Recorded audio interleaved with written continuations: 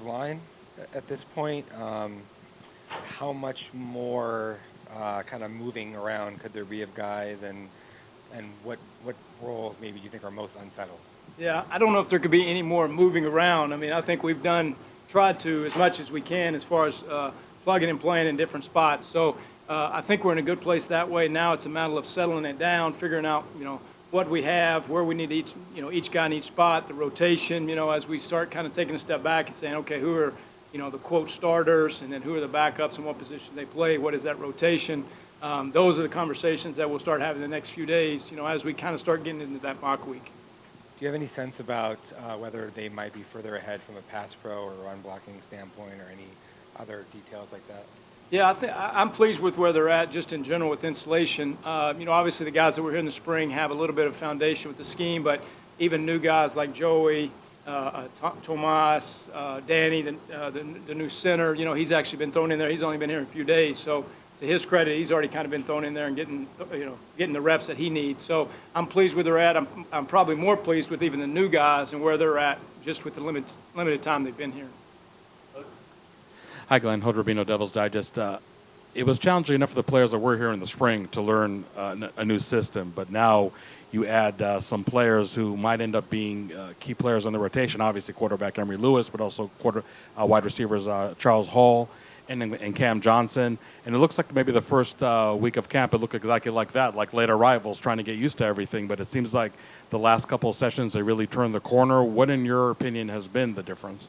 I think coming in, they knew that was a situation. I mean, that was the conversation, recruiting them after going through the spring, kind of seeing what we needed, how the roster was set up. That was the anticipation, and that was what was communicated to them. That, like we talked about last time I was here, you guys got to come in here and contribute, even though you've been here a couple of months. So proud of those guys because they've really taken the initiative, because it's hard to ask, right? They're coming in 2 or 3 weeks to learn a system and get put out there and show what you can do. So compliments to them. And on the flip side, when you have running backs like X and like Daniel that already been here in the spring, already been through your system, does that really manifest itself the first couple of weeks of preseason camp, that you see them much more comfortable now than they were back in March, April? I do. Definitely comfort level, and I'd say all positions, obviously, not just running back, quarterbacks, O-line. There is a comfort level. So, and I would say that comfort level hopefully starting to sink in, even with the new guys at this point, being a couple of weeks in. It's, the smoke's kind of settling a little bit, the install's kind of calming down. So hopefully those guys are kind of getting their feet on the ground a little bit, taking a deep breath, and start categorizing really what we're looking for.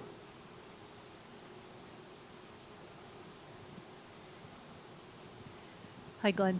Michelle Gardner, Arizona Republic. It seems like the offense has had a great day, especially Wednesday was a great day as far as your quarterbacks throwing the ball, making the catches. Obviously, it's just a comfort level maybe that Emory's getting with the receivers. Yeah, I think so. I think there were some good things. I mean, obviously, as you go back and look at the tape, the old analogy, it's never as good, never as bad, right? So there were some good things, there were some flashes, but there was plenty of things to improve on, and great coaching points. Same thing today. I thought there was a lot of good things, but there's a lot of things we can take a step back and improve on. Today it was more of a little more situational, coming out, tight red zone. We got a little 2-minute at the end. So, trying to put a lot at them, create some chaos, create some stress. But yes, I think there's been some positives, but I think there's been enough that we can take a step back and complement the positives, but also improve what we need to improve on.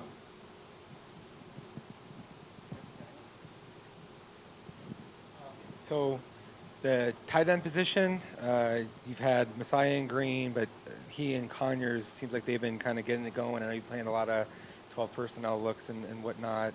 How is that kind of group kind of rounding into form? Yeah, I think it's been a nice compliment. You throw Bryce in there, Hatch in there, so we have a nice rotation that we can really create a variety of looks in a variety of in similar personnel groupings, but a variety of looks. So I think we're really pleased with the depth that we have there, whether it be Jalen at the Y or Messiah can come at the Y. In 11 personnel, and then you could have Big Messiah or Jalen. So there's a multitude of personnel groupings. We're asking a lot of them. You start talking about run game, they've got to know all the looks and how to block it, and all of a sudden you pile the pass game on it. So there's a lot of looks. It's always the joke in the coaching world. It's all the same except for the tight ends, right? Because there's always that wrinkle for the tight end. So There's a lot on their plate, but hats off to them. They're really doing a good job and really being conscientious of the details. And I think they're flourishing on that role as far as being an impact on what we're trying to get done.